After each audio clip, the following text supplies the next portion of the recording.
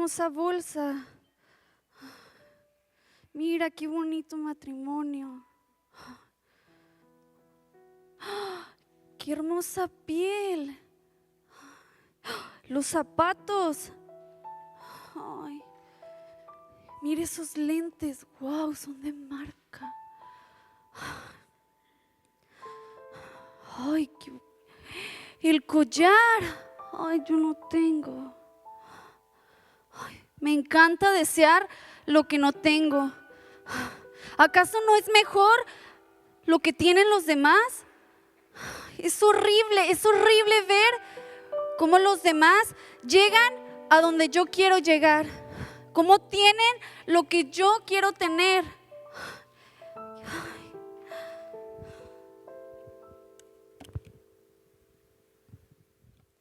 Es emocionante ver lo que yo puedo provocar en la gente. Yo hago que tú te fijes en lo que no tienes. Es tan padre, ¿sabes por qué? Porque yo soy la encargada de que estés siempre anhelando más y más y más. Yo provoco en ti ese sentimiento, ¿sí? Yo soy esa espinita que siempre te está diciendo que desees, que veas lo que tiene el otro, que anheles lo que tú no tienes, ¿sí? Esa soy yo. ¿Y sabes qué? Amo mi trabajo. ¿Sabes por qué? Porque así tengo de clientes. Siempre cumplo con mi objetivo. ¿Sabes por qué? Porque tú te dejas. Nadie sale de mi camino de muerte. ¿Y sabes algo? Pues sí, yo soy muy hábil porque solamente necesito disfrazarme como un simple, inofensivo deseo. No tengo, como quisiera. Ay, solamente estoy esperando que abras tan solo un poco de tu corazón para que me dejes entrar y poder llenarte de veneno tu vida. ¿Sabes quién soy? Sí, yo soy la envidia. Solamente observa todo lo que yo puedo hacer. Si tú eliges tomarme, yo te aseguro que no vas a tener en tu vida felicidad. Yo te aseguro que nunca vas a estar conforme. Yo te voy a llenar de dolor, de amargura y de mucho, escúchame bien, mucho rencor. Qué bien, ¿no? Mírame, ¿no soy espectacular? Soy la mejor opción para tu vida. ¿Y sabes qué? Tiene mi sello personal, todo lo que te acabo de decir. Soy la mejor opción. Te lo puedo garantizar. Me encanta.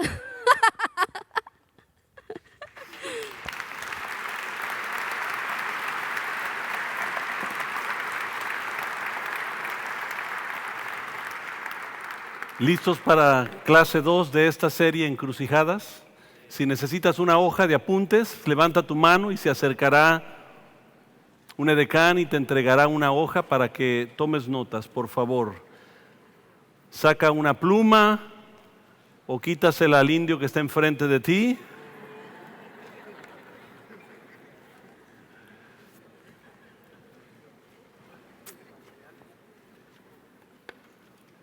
Diariamente estamos tomando decisiones que afectan el rumbo de nuestra vida. Diariamente llegamos a una encrucijada donde tenemos que decidir qué vamos a hacer. En los grupos de hogares ustedes se van a dar cuenta que Deuteronomio capítulo 30, versículo 19, si quieren abrir sus Biblias, Deuteronomio 30, 19, y subrayenlo, lo van a estar dialogando en los grupos de hogar, este pasaje en específico, que dice así: en este día, ¿qué día? Hoy. Este es el momento. No hay otro momento. Cada día Dios te va a dar la oportunidad de tomar decisiones. Y dice: este día pongo el cielo y la tierra por testigos contra ustedes, de que les he dado a elegir entre la vida y la muerte, entre la bendición y la maldición. Escojan pues la vida para que vivan ustedes y sus descendientes.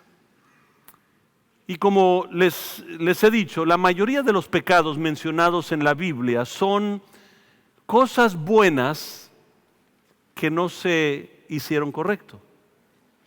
Hablamos la semana pasada de cómo, por ejemplo, el descanso es bueno, pero hay unos que viven en eterno descanso, ¿no? No trabajan, no hacen nada. Y demasiado descanso, la Biblia habla de eso. Comer es bueno, es necesario, me encanta. Pero comer demasiado es pecado. Y ahora vamos a hablar de algo que se llama envidia. Digan la palabra envidia. Y la Biblia nos habla de la envidia. Primero vamos a describir qué es la envidia. Yo quiero que lo anoten en sus hojas, por favor. Envidia es considerar que lo que otros tienen, lo debemos tener nosotros.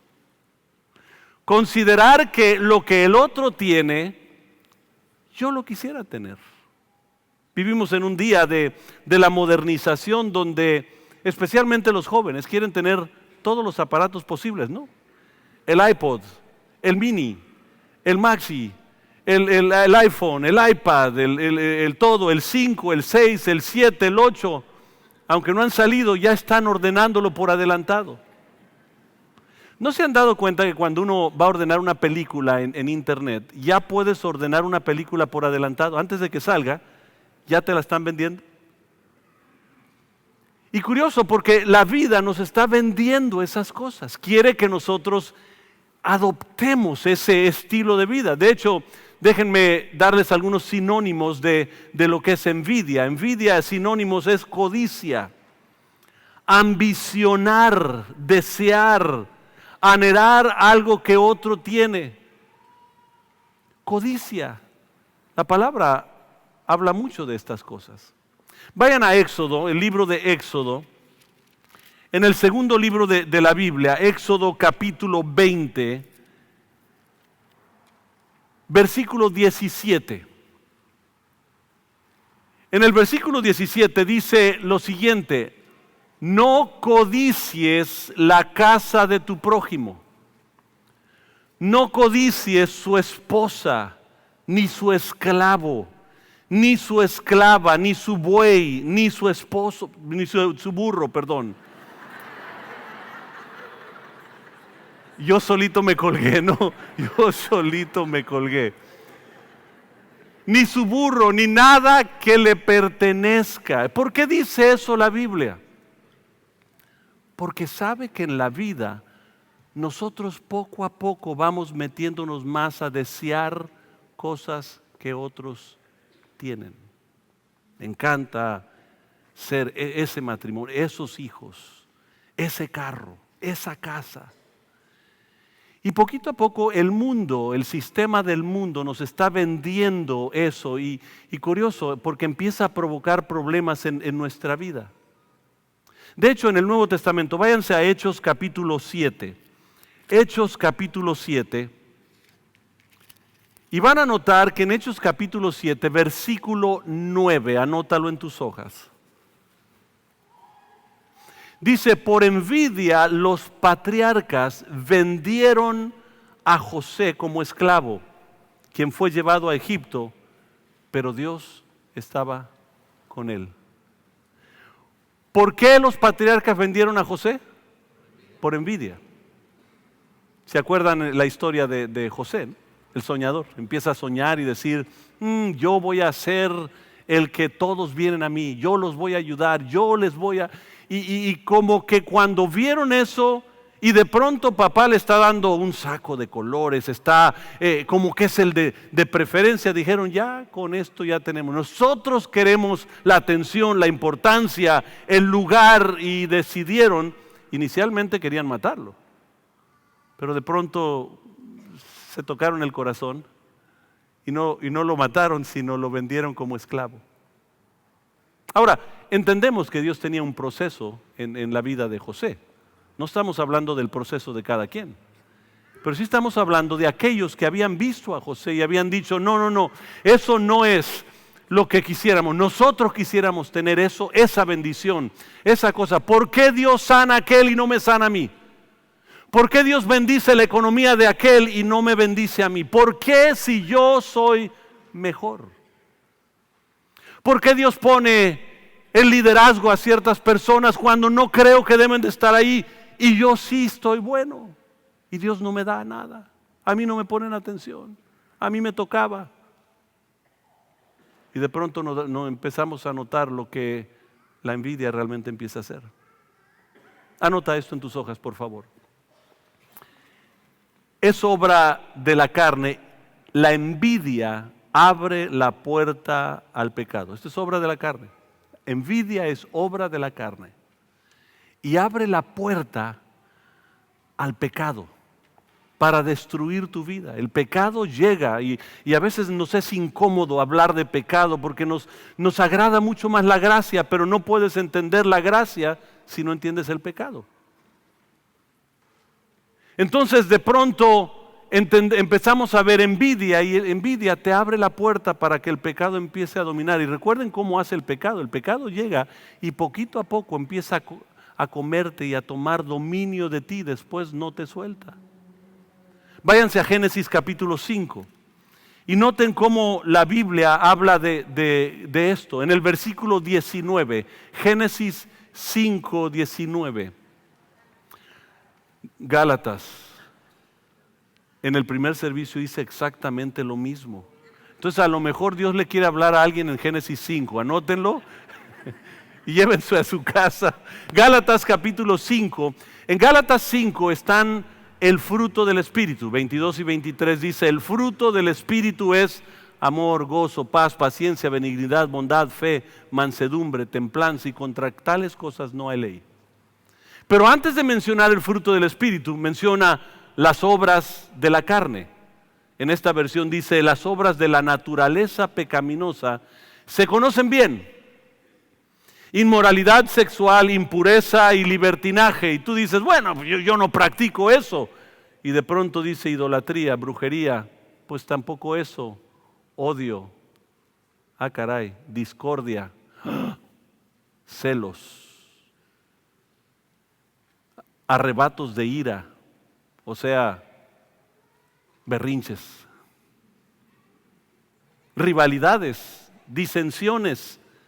Sectarismos, y sigue diciendo el 21, y envidia. Ouch. Oh, la inmoralidad sexual, oh, la reconocemos, borrachos y todo eso. Y de pronto el Señor dice, odios, el falta de perdón, envidias, todo eso también. Y de pronto sigue diciendo, noten, entre inmoralidad sexual y borrachera está envidias, orgías y otras cosas parecidas. Les advierto ahora, como antes lo hice, que los que practican tales cosas no heredarán el reino de Dios. Fuerte. Fuerte porque de pronto no considero realmente que yo tengo envidia, pero sí anhelo tener lo que el otro tiene.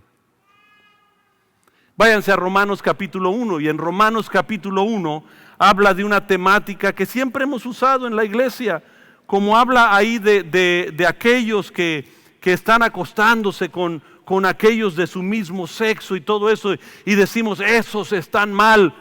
Pero noten todo lo que habla la Biblia. No escojamos nada más lo que queremos hablar. Versículo 28, por pensar que era una tontería reconocer a Dios Él los abandonó a sus tontos razonamientos y dejó que hicieran cosas que jamás debería hacer. Se llenaron de toda clase de perversión, pecados, avaricia, odio, envidias, homicidios, peleas, engaños, conductas maliciosas. Ah, caray, yo no sabía que ese estaba ahí, chismes. Pero qué agradable es hablar del hermano, ¿verdad? Porque él está mal y yo estoy bien. Y de pronto agrega algo ahí, por eso dice, la lengua es algo que es difícil controlar. Nos es de agrado hablar. Y dice la Biblia, no puedes estar adorando a Dios y hablando de tu hermano. Uno de los peores pecados para Jesús era hablar de tu hermano. De los peores. Jesús especificó eso, no puedes, no debes, eres un asesino si tú haces eso. Pero no le llamamos chisme, llamamos comunicación para oración. Son, dice, traidores, insolentes, arrogantes, fanfarrones y gente que odia a Dios. Intentan nuevas formas de pecar y desobedecen a sus padres. Noten, intentan nuevas formas de pecar. Hoy en día le estamos llamando no pecado al pecado. Estamos tratando de engañarnos a nosotros mismos. Y la Biblia dice que eso es odiar a Dios, porque si tú amas a Dios, obedeces su palabra. Y si no amas a Dios, odias a Dios. ¿Estás en la luz o estás en la oscuridad, tinieblas? No hay otro. Quiere decir que si no estás dispuesto a obedecer su palabra, está diciendo, eres de estas personas. Estás en una condición no agradable para Dios.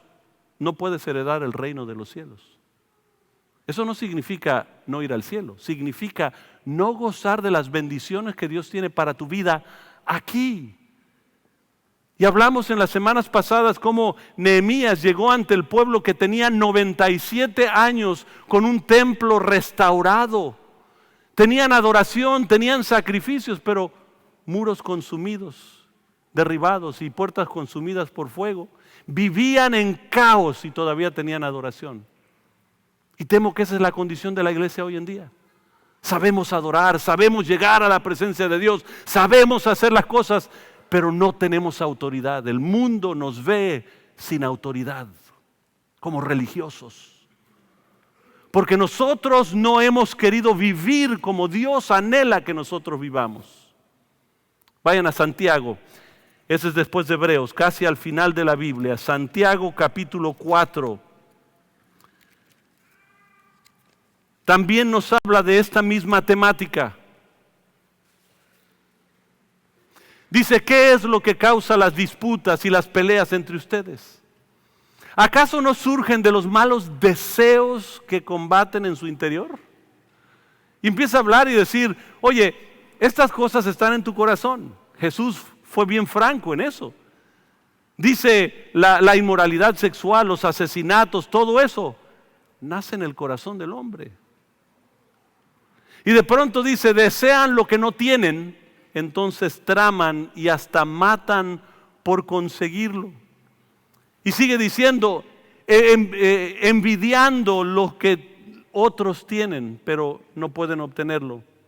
Pero por eso luchan y les hacen la guerra para quitárselo. Sin embargo, no tienen lo que desean porque no se lo piden a Dios. Aquí está la clave. Hemos perdido un contacto con el Padre Celestial. No estamos en contacto con Él. Por eso es tan fácil ver a otra persona y decir, ¿cómo me gustaría tener ese carro? ¿Cómo me gustaría tener esa ropa? ¿Cómo me gustaría tener ese trabajo, ese sueldo? La verdad es porque en nuestro corazón hemos perdido el rumbo que Dios anhela para nuestra vida. Hay un par de casos en la Biblia, pero déjenme hablarles de Caín y Abel. ¿Se acuerdan en la Biblia de Caín y Abel? En Génesis capítulo 4, si regresan otra vez al primer libro de la Biblia, Génesis capítulo 4, en el capítulo 4, en el versículo 6, Dice, entonces el Señor le dijo, lo que ha pasado aquí, para explicarles un poquito, han traído ofrenda al Señor. Y de pronto uno trae su ovejita, el primero de todos, el primogénito, se lo trae al Señor. Y el otro trae de lo que él trabajó, del campo. El Señor acepta a uno y rechaza al otro. Y cuando rechaza a Caín, pues algo pasa en el corazón de Caín. Y empieza a decir, pues, ¿qué está pasando? Aquel pastorcito nada más que se sienta ahí y canta y toca la flauta mientras están los animalitos ahí pasteando y comiendo paz, no hace nada. Yo tuve que trabajar duro y levantar, sembrar, regar y cuidar y para traerle ofrenda, y el Señor me rechaza. ¿Qué está pasando con Dios? Y Dios se acerca a Caín y le dice, ¿por qué estás enojado? ¿Por qué andas cabizbajo? Si hicieras lo bueno, podrías andar con la frente en alto, pero si haces lo malo, el pecado te agarra la pata. Está a tu puerta, te acecha. Como una fiera lista para atraparte. No obstante, tú puedes dominarlo. Tú tienes dominio propio. Dios te ha dado el Espíritu de Dios, el Espíritu Santo, para tener dominio propio sobre comentarios, sobre acciones. Curioso, porque la Biblia dice el Espíritu está sujeto al profeta, pero a veces no nos hemos dado cuenta de eso, porque no hemos leído la palabra. Dos cosas que hizo mal Caín. Yo quiero que por favor los anoten. Dos cosas. Número uno, no confesó su enojo. ¿Saben qué pasa en nuestra vida? Pensamos que el enojo está bien. Y la verdad es un atributo, es una de las características de Dios. Dios se enoja. No hay nada malo en el enojo. El problema está en no saber controlar el enojo.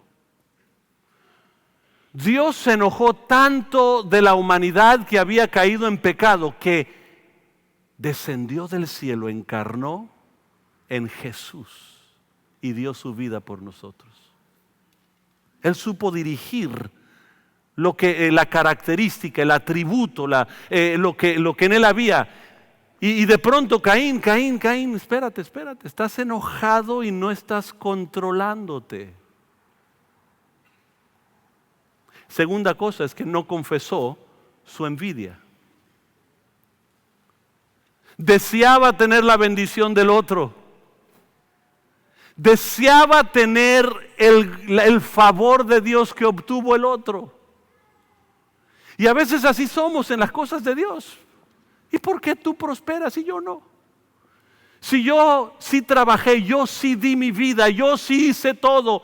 ¿Y por qué Dios te bendice a ti, no me bendice a mí? Eso es una señal de que ya en mi corazón hay algo que he dejado que poquito a poco empieza a entrar. Y la decisión para Caín fue una encrucijada que lo llevó hacia muerte y condenación. Ustedes conocen la historia, mató a su hermano, tuvo que huir de la tierra. La historia nos marca porque simple y sencillamente no quiso escuchar a Dios. Dios desechó su ofrenda y aceptó la otra. Pero en vez de ir a buscar a Dios y decir, Señor, ¿por qué?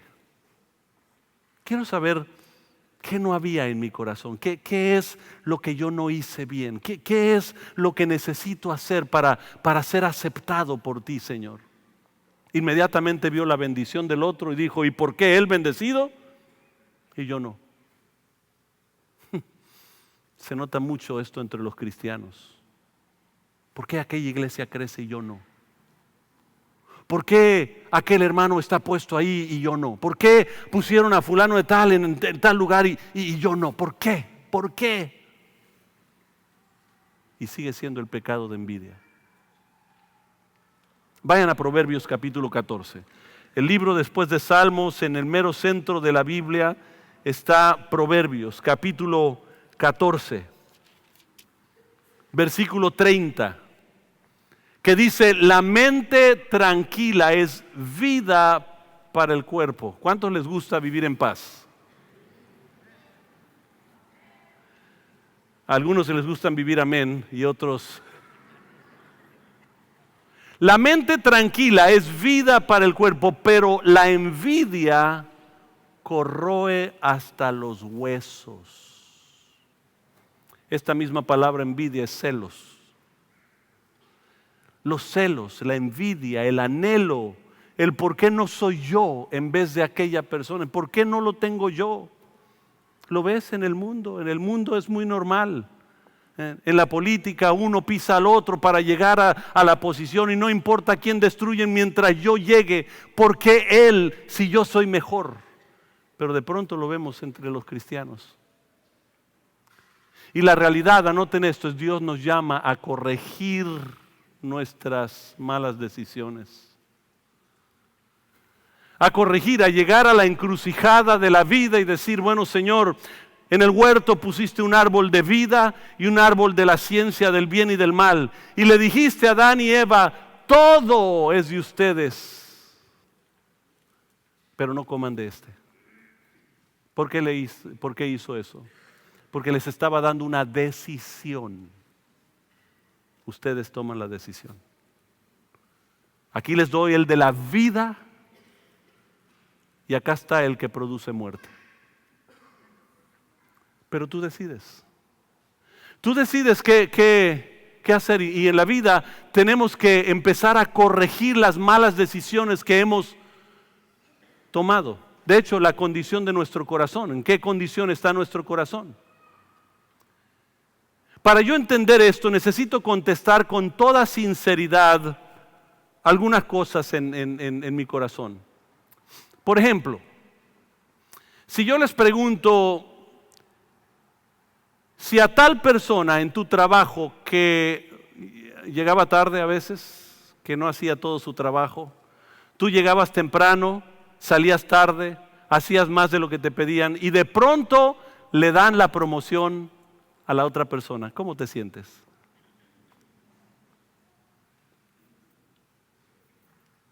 Y de pronto decimos: bueno, es que se siente gacho.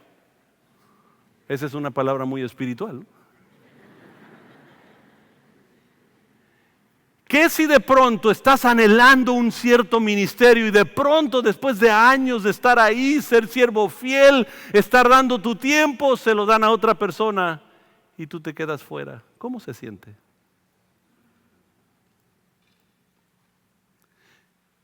Y lo peor de todo, para esa condición nuestra, es que Dios está en control de todo. ¿Sí sabían eso?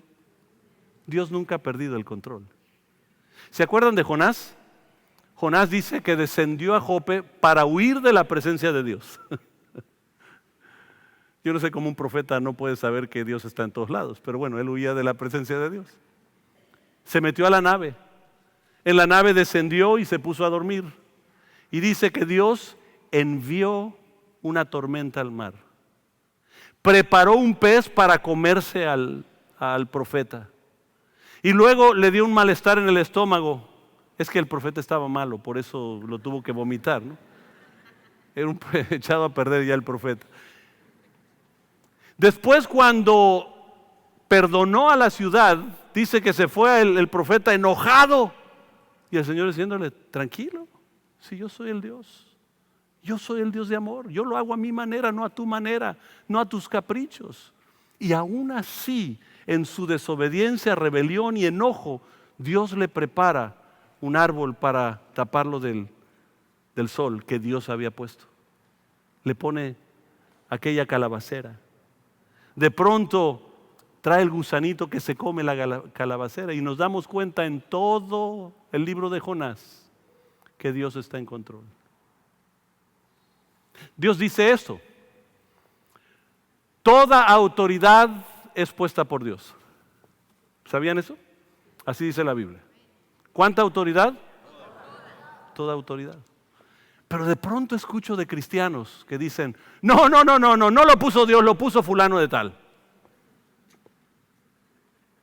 entonces Dios se equivocó. Entonces no toda autoridad es puesta por Dios. Curioso, porque Dios usó de los hombres más paganos en la vida. Nabucodonosor. Lean la historia, fuera de la Biblia, lean la historia de Nabucodonosor. Se van a dar cuenta que fue un rey malo, cruel, pero de lo peor que podía haber. Uno de los peores reyes que ha existido en la historia de la humanidad. Y Dios usó a ese rey para salvar y ayudar al pueblo de Israel. Sí los llevó en esclavitud, sí los tuvo ahí, pero los preservó. Usó al rey malo para preservar a su pueblo, porque Dios está en control de todo. Usó un César Augusto, el segundo César del Imperio Romano, que era anhelante de riqueza, le gustaba toda la opulencia, la riqueza, y de pronto le dice a la gente: vengan a sus pueblos natales y ahí a empadronarse, paguen sus impuestos porque yo quiero más dinero. Y en ese edicto viene José y María, ella embarazada, y tal como decía la profecía, nace Jesús en Belén de Judea. ¿Quién está en control? ¿El Imperio Romano? Amados, si pudiéramos entender el poder y la magnitud de Dios. Por eso nos quejamos cuando no nos ponen a nosotros, porque hemos perdido el reconocimiento de quién está en control de todas las cosas. ¿Por qué le dieron la promoción al otro? Porque a Dios le place. Porque Dios tiene algo mejor para mí. Porque Dios está en control de mi tiempo, de mi vida, de todo lo que yo puedo pensar y hacer. Pero ¿cómo te sientes? Y de pronto ves que el corazón se empieza a conmover y decir: bueno, ¿por qué? ¿Por qué promueven? ¿Por qué él? ¿Por qué Fermincito? Como ya no me dicen Fermincito, me tengo que decir yo solito. ¿Por qué? Amados, yo lo único que sé es que Dios no ha perdido el control de nada. Si solo sabemos someternos a la voluntad de Él. Pero cómo nos encanta la religión y los pleitos y las iras y las contiendas, lo que dice la Biblia que es obras de la carne. Cómo nos encanta hablar de fulano y sutano, y el Señor dice: no, yo estoy en control. Y a veces traemos el espíritu de Caín y nos dice: Fermín, ¿qué no te das cuenta? Tienes control. Tienes el Espíritu Santo para tener dominio propio sobre esa cosa. No dejes que te domine. Entonces, ¿cómo corregimos esto? Quiero que anoten en sus hojas, por favor, ¿cómo corregimos? Lo corregimos con cambio de actitud. Voltéate con la persona que está a tu lado y dile: hay que cambiar la actitud.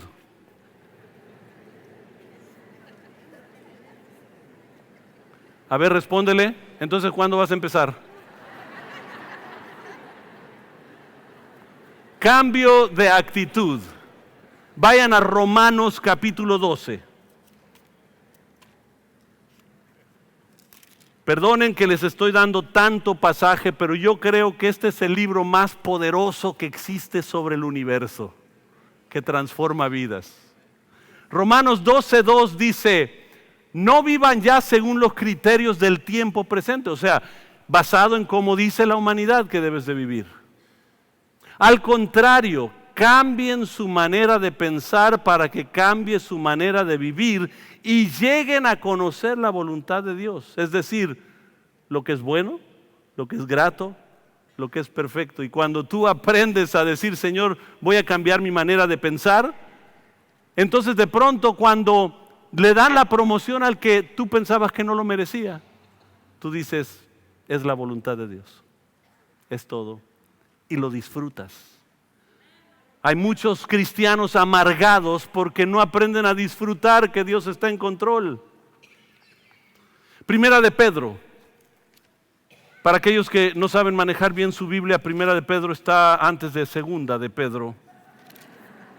Capítulo 2.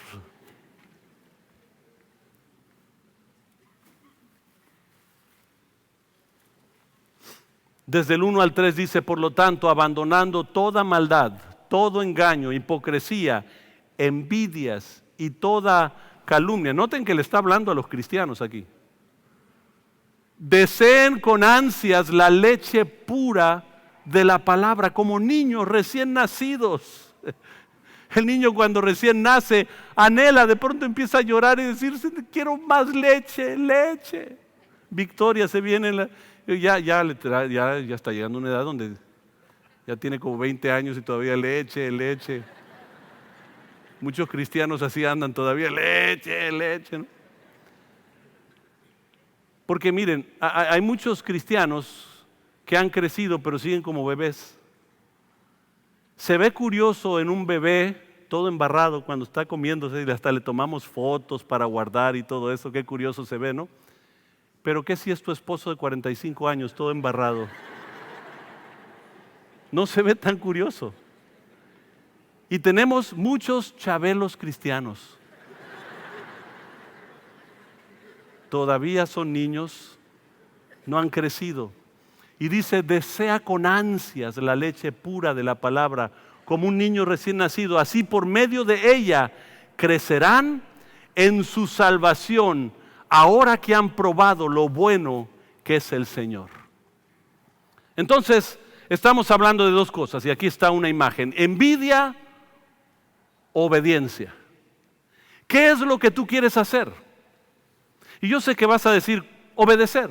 Bueno, entonces, ¿cómo obedecemos? Sería la pregunta que tenemos que contestar. Anota por favor en tus hojas, porque el tiempo se me ha acabado. Teniendo una actitud de gratitud hacia los demás. Una actitud de gratitud hacia los demás. Pero es que Él no lo merece. Es que no importa quién lo merece o no. Lo que importa es cuál es la actitud de mi corazón. ¿Cómo lo recibo yo? ¿Por qué tenemos tantas divisiones? Porque alguien pensó que el otro no lo merece. Y de pronto el Señor dice, no, espérate, mira, Romanos 12:15 dice así, alégrense con los que están alegres y lloren con los que lloran. Curiosamente nosotros nos alegramos con los que están llorando y lloramos con los que están alegres. Porque no hemos entendido que Dios está en control de todas las cosas. Amados, no te preocupes, Dios no ha perdido una sola. Y si no te dieron el incremento, si no te dieron el puesto más alto, si no te dieron a ti el ministerio, es porque Dios tiene algo mucho más grande y especial para tu vida.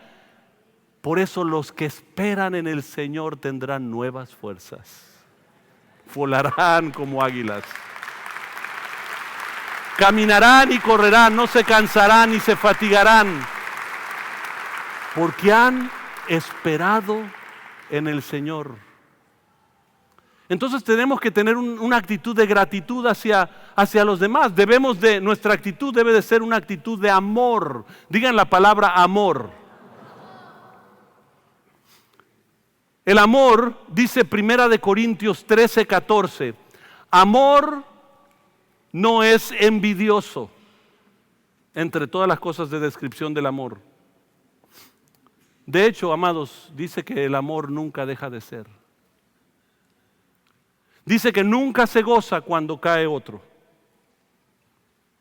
Dice que cuando está gozoso se goza con él, llora con él cuando está triste. Ese es el verdadero amor. Porque ¿saben qué es la descripción de amor? En el capítulo 4, versículo 8, primera de Juan dice, Dios es amor. Amor no tiene envidia. Cuando caminamos en amor, desearemos lo mejor para los demás. ¿Saben cuándo Dios te va a empezar a bendecir a ti? Cuando dejes de ver lo que el otro no está haciendo o está haciendo y empiezas a concentrarte en lo que tú tienes que hacer. Queremos cambiar a todo el mundo, pero no estamos dispuestos a cambiar nosotros. Queremos cambiar todos los matrimonios, pero no estamos dispuestos a cambiar nuestro matrimonio. Queremos cambiar a todos los hijos, pero no estamos como hijos dispuestos a cambiar nosotros. Queremos cambiar todos los ministerios, pero no estamos dispuestos a cambiar nosotros. Necesitamos una actitud de gratitud hacia todos los demás y decir: Señor, gloria a Dios que lo bendices. ¿Tiene el nuevo carro? Qué bueno que Dios te bendice con ese nuevo carro. Y a lo mejor tú ni carro tienes. A lo mejor Dios tiene algo especial para ti. A lo mejor en el caminar te está fortaleciendo el corazón, porque podías haber recibido algún ataque al corazón, un infarto, pero tienes que caminar a donde está el taxi y dices: Señor, ¿por qué los otros tienen carro y yo no tengo carro? Y dice el Señor: porque te estoy ahorrando un infarto.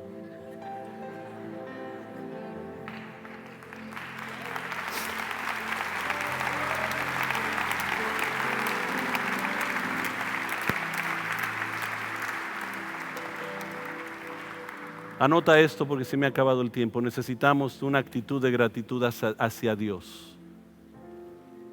¿Qué es lo que estoy diciendo? Una actitud de gratitud hacia Dios. Es el saber que Él está en control de todo. Y como Él está en control de todo, yo me someto a su voluntad.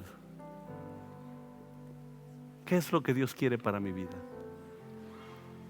Oh, yo quiero prosperar como el otro es un pagano y hasta adora cosas paganas y brujería y todo lo que sea, y tú estás ahí enojado. Y dice la Biblia que el Señor hace llover sobre el justo y el injusto. Sigue siendo Dios. Que no lo reconozcan es otra cosa. Tú puedes decir: Señor, qué bonito es ver prosperar, y aunque Él no te reconoce, que tú le hayas dado esa bendición. Pero tú tienes algo especial para mi vida. Yo solo me quiero someter a tu voluntad. No anheles lo que otros tienen. No andes codiciando, envidiando lo que otro tiene. Gózate en lo que Dios te ha dado ahora. Amados, yo no sé si ustedes se han dado cuenta, pero este es el día que hizo el Señor. Me gozaré y me alegraré en Él. Yo no necesito uno nuevo. Yo no necesito el día tuyo. Yo necesito aprender a gozarme con lo que Dios me ha dado ahora, en este momento, en mi vida. Y eso va a transformar todo lo que tú eres. Señor Jesús, te damos gracias. Señor, confronta nuestra vida. Tenemos que enfrentar decisiones cada día. Y muchas veces hemos tomado decisiones en nuestra religión, en nuestra liturgia, en nuestros formatos. Y no porque te creemos a ti, Señor. Señor, haznos personas aquí que creemos tu palabra, que nos cimentamos en tu palabra y que caminamos en tu palabra. Y cuando seamos transformados nosotros, también todo a nuestro alrededor será transformado por el poder de tu presencia en nuestra vida. En el nombre poderoso de Jesucristo. Amén. Amén.